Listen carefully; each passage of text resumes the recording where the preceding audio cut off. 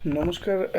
আমি এই ভিডিওটা এই জন্যই করছি, কারণ ভারতীয় সংস্কৃতির কিছু জিনিস এখন আর আমাদের মধ্যে পরিচিত নয়। কারণ হচ্ছে আমরা সেসব জিনিসগুলো ভুলে যাচ্ছি।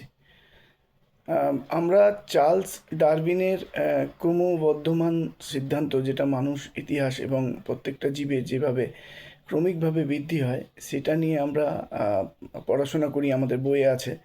কিন্তু ভারতীয় সংস্কৃতি থেকে এর থেকেও বড় কিছু আছে, যেটা আমরা হয়তো ডিসকাস করি না, কারণ আমাদের বইয়ের পাতায় ওটা নেই। আর ওটাকে আমরা স্পিরিচুয়াল বলেই আমরা ওটাকে ছেড়ে দিই।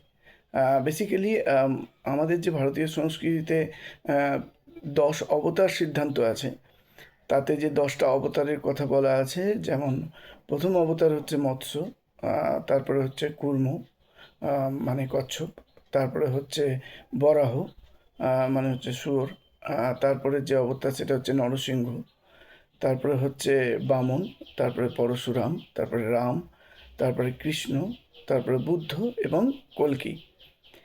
এই যে ক্রমবর্ধমান যে 10 অবতারের রূপ দেখানো হয়েছে, এটা কিন্তু মানব ইতিহাস এবং সমস্ত জগতের কিভাবে আস্তে আস্তে বেড়েছে সেই ব্যাপারেই কিন্তু বলা হয়েছে। আজকে আমি এইটুকুই বললাম, পরবর্তীকালে এক একটা অবতারের ডেসক্রিপশন আপনাদের সাথে শেয়ার করব। নমস্কার।